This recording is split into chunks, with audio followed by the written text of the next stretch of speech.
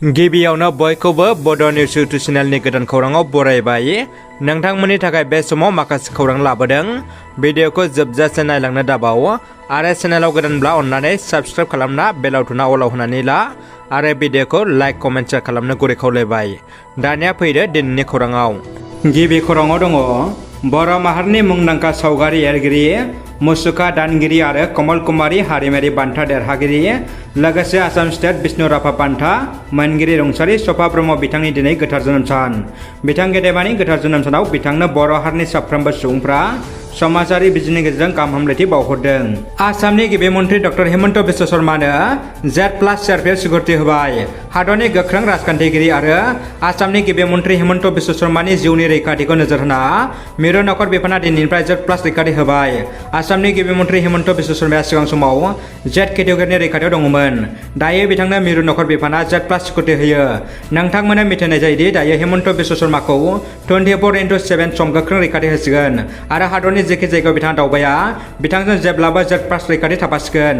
मख'नो गोनांदि हादरनि संगालि बिफाना गिबि मन्त्रि बिथांनि जिउनि फारसे हुमखि फैनायनि थाखाय मिरु नखर बिफाना बे गोख्रों थांखिखौ लायो होनना खौरां बिजोंनिफ्राय मिथिनो मोनो। मिरु एबसुआ गोनांथार खौरां मेल जुथुमदों। क'क्राझार CITनि रेजिस्ट्रार चैतालि ब्रह्मनि हेंथायै बोराबनाय फोरमायदों एबसुआ। बड'फा हाउसआव एबसुनि खौरांगिरि मेल। CIT खुंथायनि आन्दोआव मा दङ सोंथि दैखांदों एबसुआ। थाबैनो फिननाय होआबा CIT खुंथाय एबा रेजिस्ट्रारनि हेंथायै गोख्रों सोमावसारनो हुमखि होयो एबसुआ। मख'नो गोनांदि CITआव गोबां बेले बेजे थासारि आरो गावनि गोसो बायदि खामानि मावनाय रेजिस्ट्रार चैतालि ब्रह्मखौ एबसुआ गोख्रों अजद होदों। दुलाराय बर' फरायसा आफादा अजद होदोंदि आथिखालाव चैतालि ब्रह्मआ CIT क'क्राझारनिफ्राय 50 कौटि रां खेलिमेलि खालामदों। रायजो राजाफोरनिसिम गाहाम खौरां।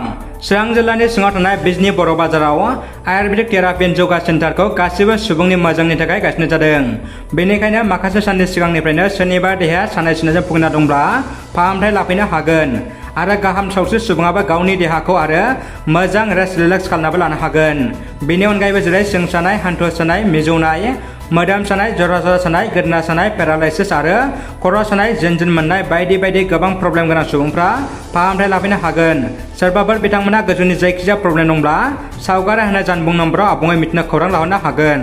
क'क्राझारनि डिटि अफिसार समेश्वर ब्रह्म मुसाहारिखौ रां जाख्ल'नायनि दायाव हमनायनि उनाव राजखुंगुर प्रिथिराज नारायण देबमेसनि गोख्रों दाबि। गसाइगाव श्रीरामपुराव सोलिनाय गारि मटरनि सायाव आयेन बेरेखा सिन्डिकेटखौ बन्द खालामनांगौ होनना गोख्रों दाबि खालामदों।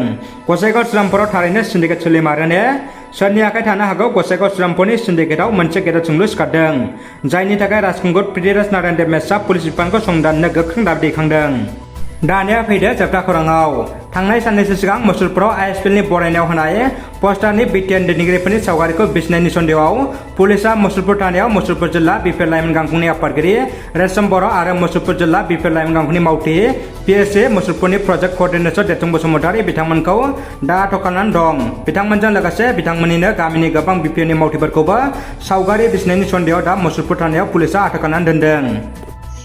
रादाबा एसेनोसै लोगोफोर। रादाबखौ जोबजासे नायनो थाखाय नोंथांमोननिसिम गोजोननाय आरो साबायखर बावबाय। गोजोन्थों।